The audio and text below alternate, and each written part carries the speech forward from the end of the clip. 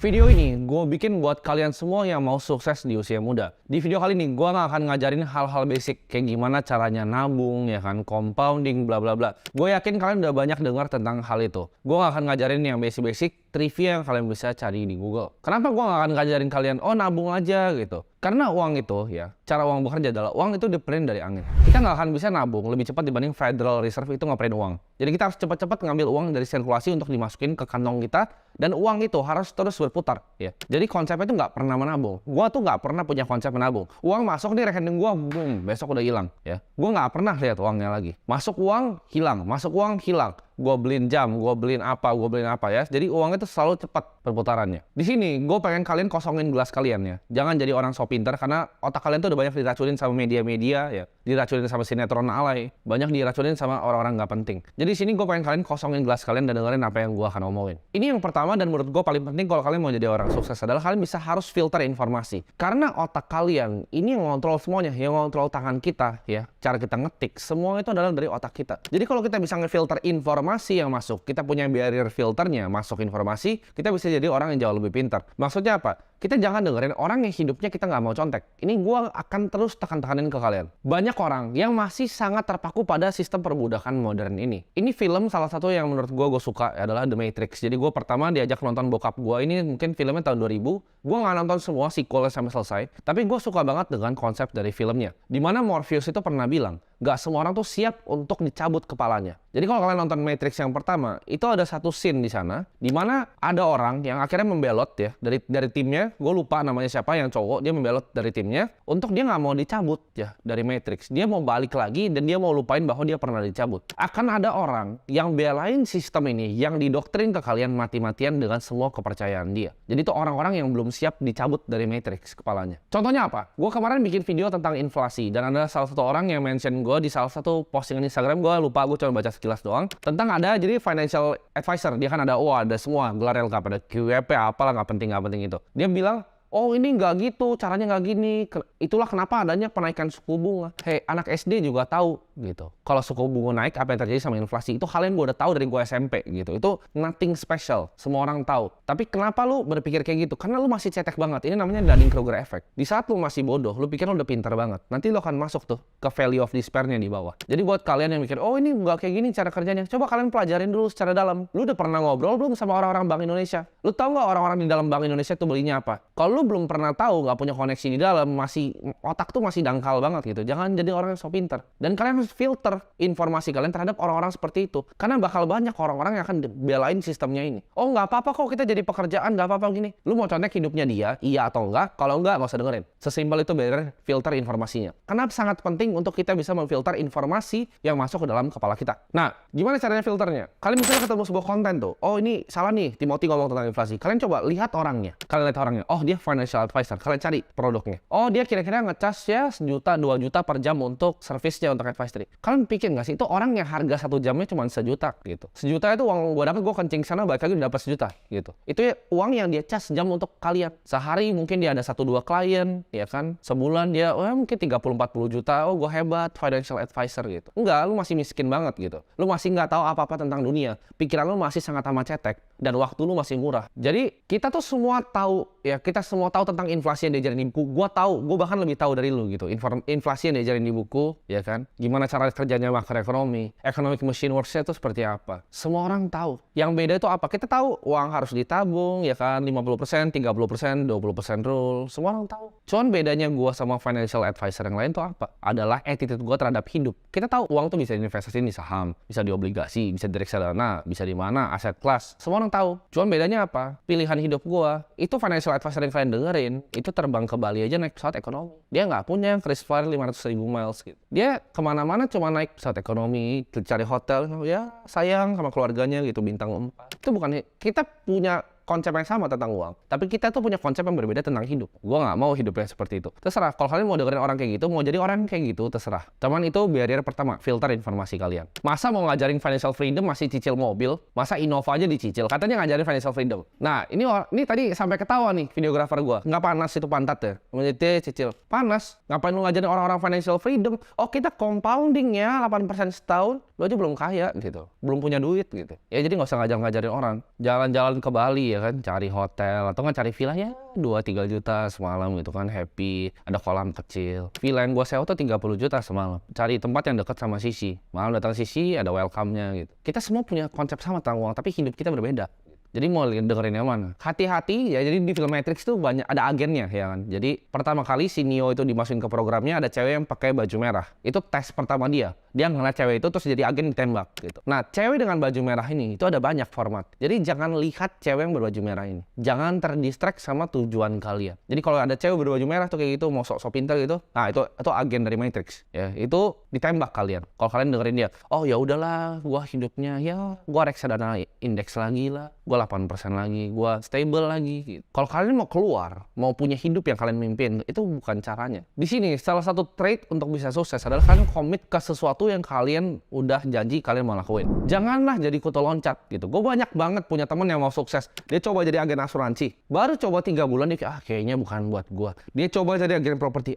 Kayaknya bukan buat gua. Coba jadi videographer. Kayaknya bukan buat gua. Hidup lu mau jadi apa? Baru coba satu, lompat ke yang lain. Yang ini dia susah dikit, lompat lagi. Setiap ada hal susah di hidup lu, bikin bisnis, suppliernya begini, bikin bisnis, ini, aduh akuntan gua pusing. Setiap kalian ada masalah, kalian kabur dari masalahnya, ya. Terus kalian nyalain dunia, nggak bisa begini, terang aja dia privilege, makanya bisa jalan. Oh dia bapaknya ini ada orang dalam. Kenapa lu pusingin bapaknya ada orang dalam? Kenapa nggak lu cari koneksi aja biar lu bisa punya orang dalam masuk ke perusahaan itu? Gampang kan? Cari perusahaan. Ya, lu mau masuk perusahaan mana? Cari perusahaan, cari di LinkedIn. Siapa yang kira jadi atasan kalian? Ajak ngobrol. DM di Instagram. Oh, gue punya value ini, gue bisa bantu lu. Ketemu di luar, ya kan? Kasih 1 whisky, 2 whisky. Selesai kan? Masuk. Orang dalamnya punya sendiri. Ngapain minta bapaknya dia? Jadi jangan jadi quitter. Jangan baru coba sekali 2 kali kalian keluar kayak kutu loncat. Kalau udah decide ngelakuin sesuatu, misalnya, oke, gue mau bikin ini. Fokus, komit. Ya, komit dan punya disiplin sama diri kalian sendiri. Jangan jadi banci, kalau susah dikit itu langsung menyerah. Semua mau kerja, mau bikin bisnis itu nggak ada yang gampang. Ya. Pilih satu industri, fokus di satu industri, 5-10 tahun, percaya gue, fokus 5-10 tahun, makan tai aja dulu. 5 tahun pertama makan tai, mungkin tahun ke-6 lu udah hasil sedikit, 10 tahun lu abis dengar video ini, lu fokus ke satu yang lu udah janji dan komit sama diri lu sendiri. Gue yakin hidup lu pasti berubah dalam 10 tahun. Masalahnya orang itu, mereka bilang multiple stream of income. Apa multiple stream of income? Bikin satu dulu dalam, sumurnya dalam satu, ya mau jadi konglo boleh ke samping gitu. Perhatiin, semua konglo di Indonesia itu berasal dari satu bisnis. Semua konglo yang kalian lihat, mau Sampurna itu dari rokok pertamanya. Jadi lubang dalamnya itu dari rokok. Baru dia bikin Sampurna strategik di atas, baru pisah ya. Astra tuh dalamnya di mobil, baru dia bikin pisah. Sinarmas tuh di CPO, di mining, ya dalam dulu, pulp and paper, gitu. Baru pindah properti, bikin BSD. Lu aja baru satunya baru segini gitu. Udah mau bikin multiple stream, mau tambahin income sini. Miskin lu, nggak bisa jadi kaya. Fokus, komit, dan disiplin. 10 tahun di satu industri. Ini advice yang gue bakal kasih itu bakal nantang conventional wisdom ya. Ini bakal bikin orang banyak yang kesel. Tapi gue akan saranin kalian, kalau kalian masih muda, jadi super duper ambisius di karir yang kalian mau kejar. Hidup itu singkat dan time is ticking. Kalian harus serang terus karir kalian ya. Kalian mau jadi yang terbaik di satu bidang, mau jadi tukang nasi goreng, percaya. Lu mau jadi tukang nasi goreng, tapi lu yang terbaik satu Indonesia, lu akan jadi kaya. Lu mau jadi videographer, ya videographer, tapi lu terbaik satu Indonesia, lu akan jadi kaya. Pokoknya semua lu mau nyapu kayak ya, lu mau nyapu nih, tapi lu yang terbaik nyapu di satu Indonesia, lu akan jadi kaya juga, percaya. Kalian harus super duper ambisius. Jadi jangan anggap kerja itu kayak part time job gitu. Di sini gue bukan bilang ya, karena ada yang gue suka bilang kalian untuk bikin bisnis sendiri, kalian masih kerja. Gue bukan jelek-jelekin orang yang kerja. Maksud gue gini, misalnya kalian bekerja, gini, kalian kerja dari jam 9 sampai jam 5 misalnya. Kerja masuk jam 9, pulang jam 5. Terus aduh pulang Netflix santai-santai. Gue nggak ada waktu untuk bikin bisnis. Gue nggak pernah suruh kalian untuk keluar. Kalian kerja aja jam 9 sampai jam 5 ya. Itu pun gue nggak yakin kalian kerja full. Ya selip-selipin 30 menit sejam dalam kerja ya. Terus pas pulang kerja, sampai rumah, duduk depan komputer. Lakuin yang kalian mimpin, lakuin yang kalian pengen. Pasti ada waktu. Lu tuh cuman alasan aja gitu. Kerjanya capek, lu cuman alasan. Lu males. Lu kalau tanya, beberapa dari karyawan gue yang kerja sama gue sampai sekarang, gue telepon mereka tuh kadang jam 2 pagi, jam 3 atau videographer, gue bener gak? Jam 2 pagi bisa. Gue lagi di Bali, lagi di Atlas, gue bisa telepon mereka. Itu hyper ambisius gitu. Ada yang tanya bahkan, lu kok lagi di sana, lagi party kok bisa balasin grup? Itu dia. Karena kerjaan tuh utama buat gue. Dan gue sangat ambisius akan apa yang gue kerjain. Karena gue yakin yang gue mau kerjain itu akan mengubah dunia. Jadi gue punya visinya seperti itu. Kerja buat gue itu dari pagi, malam, pagi lagi. Lu kalau follow gue di Instagram, lu tahu gue jam 4 pagi kadang masih kerja. Jadi hyper ambisius sama karir lu. Jadi hyper ambisius tadi gue bagi menjadi dua. Satu itu kerja kapanpun ya. Jadi kalian harus punya work ethic yang gila. Gue ketemu sama salah satu, gue nggak usah sebut ya, ini satu keluarga Konglo, top 10 di Indonesia. Dia punya gerai yang warna merah ya, yang kalian suka lihat. Gue ngobrol sama dia. Dia generasi ketiga. Gue tanya, bro, apa sih rahasianya keluarga lu bisa bangun kayak gini? Values-nya tuh apa aja? Gue pengen tahu. Lu mau tahu yang dia bilang ke gue apa? Satu itu work ethic. Dia sampai sekarang, dia generasi ketiganya. Ini dari gerai retail yang warna merah. Kalian tahu itu semua jalanan ada. Dia kerja itu sampai sekarang, itu pulang jam 6 sore. Masuk jam 7 pagi, pulang jam 6 sore. Work ethicnya gila. Sampai sekarang. Jadi itu maksudnya hyper ambisius sama karir kalian. Yang Konglo aja begitu, generasi Konglo aja begitu, masa kalian malas-malesan? Kalian bayangin ya, gimana lu mau jadi kaya? Kalau yang super kaya aja masih kerjanya kayak gitu. Kerjanya kayak orang gila. Dan yang kedua dari hyper ambisius adalah speed atau kecepatan. Ini konsep yang gue dapetin kurang lebih mungkin 2-3 tahun lalu. Waktu itu gue nemu email bocor dari Mark Zuckerberg yang bikin Facebook. Jadi dia bilang ya, ini gue akan tunjukin email di sini. Gue lupa exactly yang dia bilang, tapi intinya gini.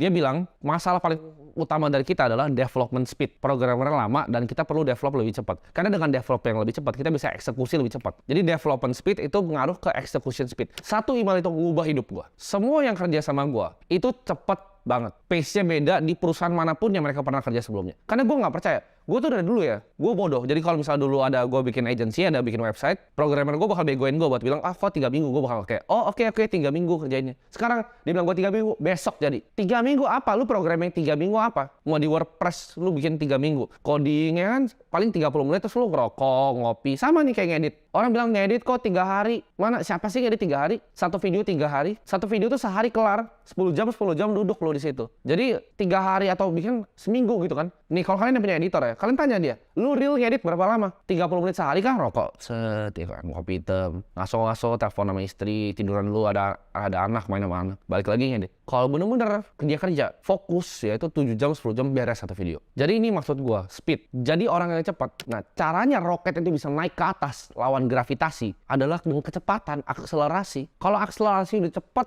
jangan dilambatin. Lu kalau mau pesawat nih mau terbang, lambat, jatuh dia nggak gliding di udara. Speed harus cepet. Kita jadi orang gercep. Jadi buat kalian yang punya karyawan atau diri kalian sendiri, jangan lemot ya. Orang tuh cuman males di dunia ini. Contoh, ini bener-bener gue nggak cuman bacot ya. Lu bisa tanya developer gue yang ngerjain UI UX gue, yang ngerjain coding di belakang website gue. Lu tanya mereka. Pas itu bikin website, ini gue sumpah ya, buat bikin landing page-nya, itu gue suruh 1 hari. Gue telepon kan, lu kerjain. Dia bilang, nggak mungkin kok. Gue harus cari developer lain. Cari, gue bilang, cari developernya. Kelar malam ini. Dia bilang, nggak mungkin. Gue bilang gini, Yesus aja bikin bumi 7 hari. Yesus bikin bumi 7 hari, gue bilang. 6 hari dia bikin 1 istirahat. Masa lu bikin website itu perlu seminggu? Emang lu bikin bumi? Bikin besok, gue bilang. Akhirnya jadi, gitu kan. Bisa nggak? Bisa. Begadang nggak? Begadang. Sama. Kayak bikin modul di akademi gue. Itu matanya sampai beler itu pertama kali bikin. Ya itu, nggak usah ketawa-ketawa lu di belakang. Ya, mereka pada ini beler. Ngerjain video YouTube gue kadang ya. Gue syuting pagi. Mereka bilang, kok nanti? Bikin. Jadi, betul gak? Nah, betul. Jawabannya tegas lah, karena gitu. Dan terbiasa, cepat ya. Jadi jangan lambat. Di hidup ini tuh kita harus serang hidup dengan cepat. Speed ini, sebenarnya ini gue pengen masukin di kerjaan sama di uang juga. Sama, kayak di uang itu butuh speed, cepet ya. Jadi uang masuk, boom, hilang. Uang masuk, boom, hilang. Jangan uang masuk nengger gitu. Makanya gue nggak pernah ngajarin nabung deposito. Gue kasih tahu ya, Bank Indonesia pengen uang lebih banyak, lebih cepat dibanding deposito lu ngasih lu bunga. Jadi kalau nabung udah pasti miskin, ya. Udah pasti miskin. Uang tuh cepat masuk keluar. Lu kalau lihat pengusaha, uang masuk jebret, putar. Masuk jebret, ya. Bikin klub, bikin ini, masukin saham di Holywing, kayak gitu caranya. Itu cara pengusaha beneran kerja. Lu lihatlah orang-orang yang kaya kayak Hotman, duit masuk jebret, Ruko, Kelapa Gading. Duit masuk Holywing Group, ya. Semua orang-orang yang super kaya dan Konglo itu semua begitu cara mainnya. Cepat mereka. Nah, ini gue bakal bikin video ini bakal banyak dibenci nih. Gue bakal kasih tahu lagi nih trik-triknya untuk jadi kaya. Adalah fuck your passion. Artinya apa? Lu nggak makan dari passion lu. Nggak usah lah jadi orang idealis, ya. Nggak perlu. Di dunia ini tuh nggak perlu orang idealis. Fokus cari duit dulu. Kalau lu mau pusing-pusingin passion, itu adalah resep tercepat untuk lu jadi miskin. Ini gue kasih tahu ya. Gue kasih contoh tentang passion. Ini ada Zhong Shanshan kalau gue nggak salah namanya. Itu billionaire nomor 1 di Cina. Lu tahu dia jualannya apa? Botol air. Lu kira dia passion sama botol air? Dia like botol air terus dia sange gitu. Lu kira dia bawa tidur tuh botol air, sayang sama botol air? Enggak. Lu kira orang yang punya peternakan babi di Cina yang paling besar itu, ya, kalau gua nggak salah dia top 10 juga. Dia sayang gitu sama babi yang dia bacok. Dia bawa tidur babinya. Dia liat babi, dia sange. Enggak. Dia nggak peduli. Nobody gives a fuck about botol air sama babi. Yang dia peduli apa?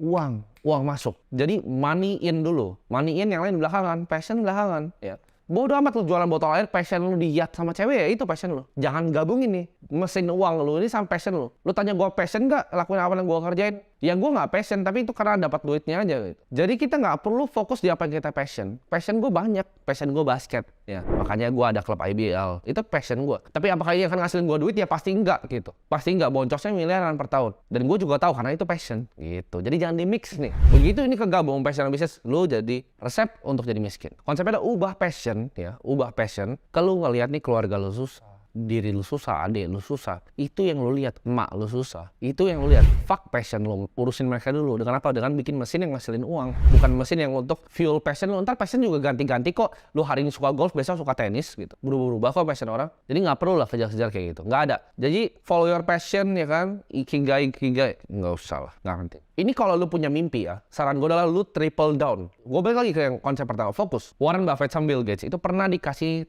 kertas sama bapaknya. Gue lupa bapaknya Warren atau bapaknya Bill, lu cari, terserah itu. Antara dua itulah, tapi konsepnya sama. Dia kasih kertasnya, terus dia bilang, coba lu berdua tulis satu kata yang bikin lu sukses. Warren Buffett sama Bill Gates berdua. Lu tau tulisannya apa? Fokus. Mereka nggak kong kali kong, nggak ngobrol. Mereka sama tulis fokus. Warren Buffett itu build Berkshire Hathaway itu berpuluh-puluh tahun. Bill Gates bangun Microsoft itu berpuluh-puluh tahun dan nggak pernah pindah perusahaan. Satu industri selama puluhan tahun sama dengan sukses. Jadi jangan pindah. Jangan lu baru coba mau jadi videographer, lu pindah industri. Jangan lu coba baru jadi agen properti, lu pindah industri. Lu pertama nih dari agen properti, lu jualannya jago. Oh, oke. Ini gue ajarin nih gimana cara naik ya agen properti. Jualan tambah jago, tambah banyak. Oke, gue udah mulai ngasil ratusan juta nih per bulan. Oh, gue mulai tahu nih tipe-tipe rumah yang paling gampang gue jual tuh yang gimana. Oh, yang segini kali segini. Oh, yang bahannya tuh ini. Oh, orang ambil tipenya paling banyak. Lama-lama jadi developer sendiri. Lu kumpulin uangnya ya kan, lu beli tanah ya, mulai jualan brosur, lu bangun sendiri. Lu udah jadi developer properti. Ntar naik lagi, lu punya perusahaan konstruksinya, lu punya toko bangunan atau apa. Tapi intinya satu industri selama berpuluh-puluh tahun, gak usah pindah. Jangan tunggu timing ya kan, jangan tunggu timing. Oh, ini gue belum timing yang pas untuk mulai ini. Ini belum timing yang pas. Hajar aja dulu, fokus ya. Hajar dulu, beraniin diri dulu, habis itu fokus, komitmen. Jangan lu bilang, oh kok dia bisa trading miliaran gitu, kok gue baru trading rugi. Lu baru trading 3 hari, 3 hari. Kripto buka 24 jam, ada 365 hari, lu baru 3. Terus dia bilang, oh ini kayaknya ini scam nih, atau kayaknya bukan buat gua. Tuh lu yang goblok gitu ya. Lu baru coba 3 hari udah bilang ini gagal. Jadi jangan jadi orang kayak gitu. Kalau mau sukses di hidup itu nggak gampang. Antara lu mati atau terbang. Maksudnya apa? Bikin usaha atau kalian mau keluar dari matrix. Itu ibarat lu lompatnya dari tebing ini baru bikin pesawat pas OTW turun. Antara lu mati sekalian atau terbang. Jadi nggak ada dua-dua, nggak ada di tengah gitu. Antara lu mati nabrak semua pesawatnya nggak jadi, atau lu terbang pesawatnya jalan. Dan kalau lu kombinasiin semua faktor yang gue kasih tahu di video kali ini, lu pasti akan terbang. Ini saran yang mungkin gue diomelin ya sama semua orang tua di Indonesia. Tapi jangan takut untuk ngehindarin yang namanya universitas atau kampus. Ini konteksnya kalian harus dengar baik-baik ya. Maksud gue gini, kalau kalian tahu apa yang kalian mau lakukan secara spesifik yang membutuhkan kampus, kalian datang ke kampus. Contohnya, kalian mau jadi dokter. Kalian punya cita-cita mau jadi lawyer, mau punya law firm besar kayak Hotman Paris. Itu kalian harus masuk kuliah ya. Kalian bisa kuliah 4 tahun, tapi kalian tahu ya kan, next-nya apa yang kalian mau lakukan. Tapi buat kalian nih yang nggak tahu nih, aduh pas masuk kuliah, anjrit gue kuliah apa ini? Jangan masuk kuliah. Lu kan buang 4 tahun waktu hidup lu. Lu akan ambil degree yang lu nggak butuh, yang lu nggak pengen, yang lu nggak mau untuk nggak jadi apa-apa. Tapi kalau udah punya spesifik nih, misalnya, oke, gue mau jadi analis di capital market. Oke, gue mau masuk ke kuliah di Prasmul gitu, mau ambil finance, itu boleh. Oke, gue mau hukum, mau ambil di UI. Oke, gue mau jadi dokter, mau ambil di Airlangga, itu terserah. It's okay gitu. Tapi kalau lu nggak tahu nih, terus lu cuma ngambil kayak business creation, ya, management, udahlah, nggak perlu ya, nggak perlu. Lu bisa skip itu 4 tahun, lu cari ilmunya di YouTube, di Google, di ChatGPT. Lebih tinggi ilmu lu. Jangan takut akan gagal kalau kalian nggak masuk kampus. Karena masuk kampus tuh nggak ada garansi lu bakal bisa sukses. Nggak ada garansi lu dapet kerjaan kok. Di kampus nggak ada, oke kalian masuk sini pasti dapet kerjaan. Nggak ada. Kalian harus terima bahwa di hidup tuh kalian pasti gagal. Gua gagal berkali-kali bisnis gua. Kalian pasti gagal. Dan kalian harus terima. Gagal pertama kali, kedua, ketiga. Kalau gua orangnya, gua akan gagal 1001 kali. Itu pun gue gak akan nyerah. Jadi jangan jadi pecundang, jadi banci kayak gue bilang tadi di awal. Baru coba ini nyerah, baru coba ini nyerah. Gue itu gak pernah nyerah. Gue bener-bener gak pernah nyerah. Apapun yang gue lakukan, gue taruh hati gue 300%, gue triple down, fokus cuman kerjain hal itu. Kalau kalian lakukan hal yang sama, kalian akan dapat result yang sama. Terima bahwa gagal itu adalah hal yang wajar dan improve ya. Improve 1% setiap hari. Bilang ke diri lu, setiap hari gue akan at least 1% better. 1% lebih baik. Itu yang selalu gue ngomong tiap pagi. Gue akan 1% lebih baik ya. Gue selalu anggap gue adalah orang paling goblok di dunia, orang bodoh ya. ya. Jadi gue mau belajar terus. Dari semua orang, setiap orang gue bisa belajar. 1% setiap hari. Setahun itu 365%. Udah tinggi banget, compounding terus. Karena yang compounding bukan cuma uang, tapi ilmu yang ada di otak. Informasi yang ada di otak itu compounding juga. Mental gue tuh selalu win or learn. Antara gue menang atau gue belajar. Nggak ada kegagalan, adanya belajar. Orang banyak bilang kan, fokus improving kelemahan kalian. Nggak. Gue akan kasih tau kalau nggak. Jangan stres untuk improve kelemahan kalian. Tapi cari apa yang kalian jago dan kalian harness itu. Kalian cari apa yang kalian paling jago dan kalian harness. Contohnya, Stephen Curry itu nggak jago ngedang. Dia nggak akan latihan ngedang-ngedang terus kan. Of course dia bisa ngedang sekali-sekali. Cuman dia jagonya apa? Dia nembak jagonya. Dia jago dribble. Dia jago create plays ya. Off the ball movementnya bagus. Itu yang dia fokus, dia apa yang dia jago. Kyrie Irving itu jago dribble sama finishing around the rim. Dia nggak tiba-tiba dari tengah lapangan nembak kayak Stephen Curry, ya kan? Dia nggak lakuin hal itu. Dia masuk gitu ke dalam. Kalian lihat orang-orang di NBA aja fokus. Dia nggak fokus untuk ngembangin kelemahan dia. Dia tahu apa yang dia jago dan lakuin hal itu. Sama kayak gue. Gue tahu hal apa yang gue jago dan gue drill dalam situ. Jangan stress over something yang lu memang nggak jago. Itu nggak penting ya. Fokus di apa yang lu jago. Karena dengan lu fokus di apa yang lu jago, skill lu meningkat, lu akan tambah pede dengan skill lu sendiri. Jangan pernah takut untuk kerja keras, jangan pernah takut untuk belajar keras. Jadilah gelas yang kosong. Selalu anggap kalau gue orang paling bodoh di dunia. Pelajaran terus tentang uang, gue juga sampai sekarang setiap hari. Gue tuh orang bodoh, jadi kalian dengerin gue orang bodoh ya. Gue pelajarin terus tentang uang, gue pelajarin terus tentang bisnis. Oh, kong lo tuh gimana? Tiap ketemu anak kong lo, gue tanya, oh values keluarga lo apa sih yang bisa bikin lo sukses? Itu adalah yang gue pelajarin terus, setiap hari. Ini kata-kata dari Elon Musk. Lo kan dibayar dalam proporsi seberapa besar suatu masalah atau problem yang lo selesaikan. Maksudnya apa? Lo mau kayahan, mau dapat duit, ini gue kasih rahasianya. Kenapa orang yang McD itu gajinya UMR? Karena problem yang diselesaikan apa? Burger, ya kan, masukin Kenapa Grab itu nggak bisa kaya driver? Karena problem yang diselesaikan adalah nganter. Problemnya adalah problem kecil. Sedangkan yang bikin Grab, problemnya yang diselesaikan apa? Jauh lebih besar kan skopnya dibanding drivernya. Problem yang foundernya McD bikin untuk bikin McD kayak gitu, itu lebih besar kan dibanding yang McD yang burger gitu. Karena kalau kalian cuma ganti-ganti burger gitu, kalian bisa digantikan kapan aja. Problemnya kecil. Dan itu banyak orang yang mau kerja di tempat kalian. Jadi justru sangat kompetitif. Di bawah situ sangat kompetitif. Makin besar masalah yang lu selesaikan, akan lebih besar uang lu. Makin kecil masalah yang selesaikan, makin kecil juga uangnya. Contoh, kalau lu kayak Elon Musk, mau coba untuk bawa orang ke Mars, bikin satelit di atas, bikin mobil listrik, baterai lu bikin revolusi baterai gitu. Ya of course lu akan jadi kaya. Kalau lu bisa nanti kelarin kanker, lu juga pasti akan jadi super kaya. Tapi kalau lu cuman burger, itu gak akan pernah bisa jadi kaya. Lu cuman akunting, journal entry, itu gak akan pernah bisa jadi kaya. Lu jadi jaga gudang gitu, itu gak akan pernah bisa jadi kaya. Karena problemnya kecil dibanding orang lain. Lu harus punya skill set yang gak banyak orang punya dan gak jadi gampang untuk digantiin. Gue kasih contoh. Kalau misalnya lu adalah sebuah blockchain engineer di salah satu cryptocurrency firm, menurut lu akan bisa digantiin besok? Jawabannya enggak. Tapi lu kalau cuma driver, lu supir, apakah bisa digantiin besok? Bisa. Kalau lu adalah security engineer di database-nya misalnya Oracle, apakah lu akan bisa digantikan di Oracle dengan gampang gitu? Enggak. Lu senior developernya di back-end Oracle gitu, database-nya, apakah gampang digantiin? Enggak. Perusahaan ERP besar susah ganti-gantiin orang ya. Skillnya in demand, orang banyak butuh dan gak gampang digantiin. Serta itu menyelesaikan masalah yang besar. Kalau kalian masuk ke dalam suatu ruangan ya, di pertemanan kalian, dan kalian adalah orang yang paling pintar, itu cepet-cepet kabur dari ruangan itu ya. Kita harus di ruangan dimana kita adalah orang yang paling bodoh. Dan ini tips ya, kalian banyak nanya gue tips untuk networking gimana. Kalau lu mau sukses, lu harus bergaul dengan orang sukses. Tapi bergaul dengan orang sukses itu ada caranya. Jadi caranya gini, lu kalau di meja nih ya, gue sering banget kalau misalnya gue liat orang yang agen asuransi, oh dia pasti pamer langsung. Oh gue punya ini, gue punya ini, gue paling cuman, oh iya bro, ya keren banget lo bro gitu. Cuman kalau gue di meja sama konglo beneran nih, orang-orang sukses beneran, anak-anak orang kaya,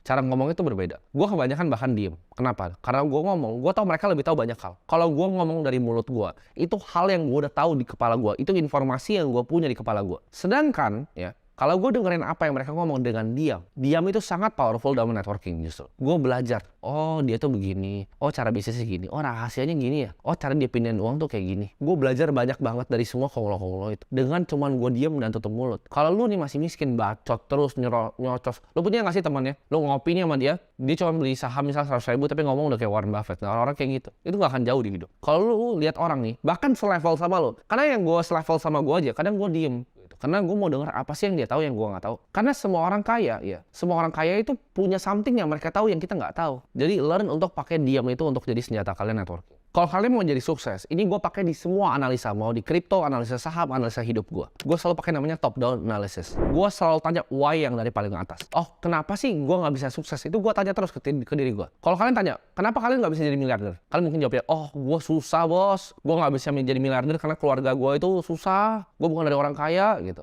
Itu kan belief yang kalian punya. Itu kepercayaan diri kalian yang kalian punya. Oke, lu nggak percaya kepada diri lu bahwa lu bisa ngasihin 1 miliar. Tanya, kenapa lu bisa nggak percaya sama diri lu? Kenapa lu nggak punya belief sama diri lu sendiri? Kalau lu bisa dapetin 1 miliar gitu. Karena gue bilang ya, kenapa kalian bahkan nggak percaya? Misal gue bilang, lu pasti bisa dapat 1 miliar. Lu akan mikir, 1 miliar mungkin nggak ya? Kayaknya susah ya 1 miliar. Gue bisa nggak ya? Itu kalian limit kepercayaan kalian sendiri. Kalian harus bilang, gue bisa untuk dapetin 1 miliar. Kenapa kalian akan mikir, oh kayaknya susah? Karena tadi yang awal bilang, tiap kalian kerjain sesuatu, kalian tuh banci dan pecundang. Baru susah dikit, kalian keluar. Jadi kalian nggak punya belief. Coba kalau kalian stick terus nih. Oke, 3 tahun kalian lihat hasilnya. Oh ya, prosesnya gini ya, uang gue makin banyak. Itu kalian akan lebih pede. Oh, kalau nextnya segini, bakal bisa. Misalnya, lu target 100 juta pertama. Dalam 6 bulan atau setahun lu dapat. Oh, oke, 100 juta bisa nih, ya kan? Tadinya gue nggak punya, gue jadi punya. Sekarang targetnya lagi 1 miliar. Wah, jauh nih. Tapi gue yakin nih, karena gue udah pernah dapat 100 juta, 1 bulan bisa. Bedanya sama kalian yang baru target 100 juta nih. Terus di 80 juta, oh berhenti. Aduh, kayaknya susah. Kalian nggak akan pernah nyampe ke 1 miliar. Karena kalian nggak punya kepedean itu. Karena pede itu dibuild dari